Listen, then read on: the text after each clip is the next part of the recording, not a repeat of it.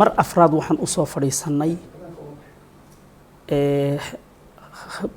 gurigii Generaal Maxamed labadii guri ee Generaal Maxamed Abshir Muuse ee ay Khadiija Maxamed Diiriye xoog ku haystay xoog assassination oo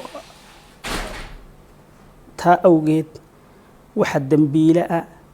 oo maanta aan isku qirayaa Khadiija Maxamed Diiriye horta aniga keenay oo reerka soo dhaxgeliyay oo guriga ka kareeyay aniga oon saxiix lahayn mulkiyada lahayn Khadiijana ka hor ay u kareysnayd guriyaha reer Jirta Xuseen ee guriga Xawtaako halka aan isku baranay dawladii Cabdullaahi Yuusuf markii oo iyana ay wasiirka haweenka noqotay hase yeeshee gabadhaasi anaga halka dhowr sano ay ku jirtay gabadh fiican oo kirada si fiican u bixisay wanaag aan ku bartay baan ku keenay waxaana reerkii kantida iska lahaa oo ay uu kamid ahaa maxamed Cismaan Maxamed Abshir Faadimo Maxamed Aadan hooyadeed iyo edadood oo Sureer Abshir Muuse waxaan markii aan arkay baahi gurigii reer Jirta laga baxayo horta ninkii keenay wanaag iyo sharaf ku keenay Khadiija Maxamed Diiriye horta aniga keenay waxay laakiin si Khadiija Maxamed Diiriye igu samaysay wax caalamka maanta odayaasha maanta sharafta leh halkan ka hadlaya ee maanta u doodaya hantidaasi inay ku haysato xoog horta sabab aan u keenay bay hayde waxa weeye arintaas waa arin ay igu samaysay sharaftayda iyo karaamadayda ku cuntay waxaana maanta aan halkan ka qirayaa fadhigii afraad ee iskugu nimaadno ee aanu u jeedino madaxda qaranka oo madaxweynuhu ugu sareeyo ku xigo maxayde gudoomiyaha baarlamaanku ku xigo ra'iisul wasaaruhu intaba waxaanu halkaasi uga jeedinay baaqinay naga soo gaaraan anaga oo sharciyad dhab ah haysana anaga oo xukun ka soo baxay maxkamadda gobolka Banaadir si sharciyadana loo xukumay in gurigana laga saaro lacagtiina laga qaado in halkaasi xukunkii ay diiday wax walba ay diiday halkaan uga soo gudbinay waana laga dhagaaday ra'iisul wasaaruhu hadda markuu magacaabistii wasiirada golaha wasiirada Maxamed Xuseen Rooble waxaan ka codsanay inuu gabadhaasi guriga agoonta uga saaro madaxweynahana aan ku horbaa ku jeedinay inta madax ee dalka joogaba ay soo arkeen aan baraha bulshada aan dhignay shacabka Soomaaliyeed ay la socdaan oo ay ka dheregsan yihiin ayaa maanta haddana waxaan iskugu nimidnay taariikhdu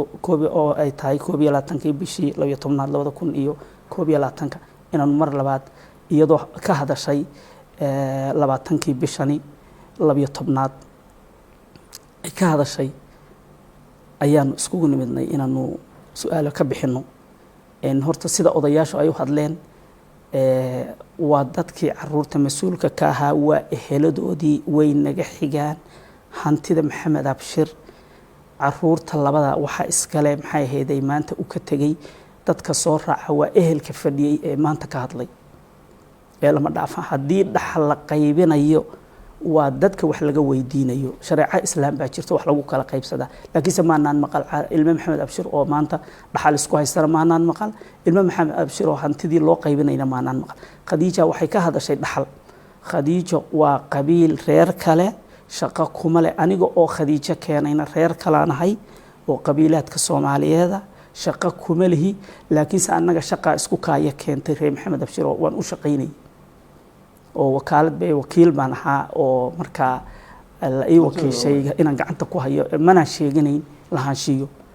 marka odayaashu si fiican bay u hadleen waxaan maanta aanu baaqaygii ku soo darayaa aanu madaxweynaha ka hor ka codsaday baaqa u diray ra'iisul wasaaraha u diray gudoomiyaha baarlamaanka u diray maalin dhaweydna waxaanu warqad u qornay gudoomiyaha guddiga cadaaladda baarlamaanka ayaanu warqad gaarsiinay anagoo Khadiijo diidan waxyaalaha ay ku hadlayso in laga qabto sida awgeed gudoomiyaha guddiga cadaaladda baarlamaanka warqad baan gaarsiinay oo Cismaan Maxamed Abshir baa gaarsiiyay anigana waan la socday Cismaan baa ku saxeexnaa waxaanu gaarsiiyay dhibaatada Khadiija ay u gaarsiisay hadii baarlamaan Soomaaliyeed jiro hadii baarlamaan maxay ummadda Soomaaliyeed u baarlamaan leeyahay taariikhdu waa inta aanu baarlamaan ku dhicin ayaan warqada gaarsiinay gudoomiyaha cadaaladda baarlamaanka waxa uu noo ballan qaaday gudoomiyuhu waxaana noo niri baarlamaanka waqtigiisii hadda waa gaaban yahay waan ka codsanaynaa kalfadhiyada soo socda inaad arrintaa ka hadasho uu naga ballan qaaday gudoomiyaha guddiga cadaaladda baarlamaankuna sidaasuu noo ballan qaaday annaga waxaanu nahay dad sharciyad ku tiirsan annaga waxaanu nahay dad dowladnimo u baahan annaga waxaanu nahay dad aan xoog wax ku rabin hantidii xalaashahayd ee agoonta aabahoodu uga tegay waxaan ka rabnaa in madaxweynuhu noo sameeyo maanta xukunka isagu ugu sareeyo inuu noogu shaqeeyo uu nooga saaro dadka magaca dawladda nagu handadaya waxaan ka rabnaa oon ku soo daraynaa oon maanta baaq u jeedinaynaa gudoomiyaha gobolka Banaadir Maxamed Cumar Finish inuu gurmad noo sameeyo habeen walba telefishinada waxaan ka aragnaa inuu dadka hantida xooga ku haysta u kala wareejiyo oo u shaqeeyo shacabka Soomaaliyeed marka Cumar Finish gudoomiye miyaad arki weyday generaalkii maanta sharciga boolisku ku shaqeeyo dejiyay ee gundhiga u ahaa ee aabaha booliska ahaa caruurtiisii waxay ahayd inay maanta dawladda dhexe inay siiso xuquuqdii aabood ka tegay abaalkii ma wuxuu noqday in maanta sharciga in xasaanada baarlamaanka oo ay Khadiija Maxamed Deeriye inay ku xoogto inaad idinkoo madaxdii qaranka ahaydna ku fiirsataan Maxamed Xuseen Rooble waa wasiirada ugu awooda badan hantidii Maxamed Abshirna haysata Maxamed Xuseen Rooblow ilaahaaga ka cabso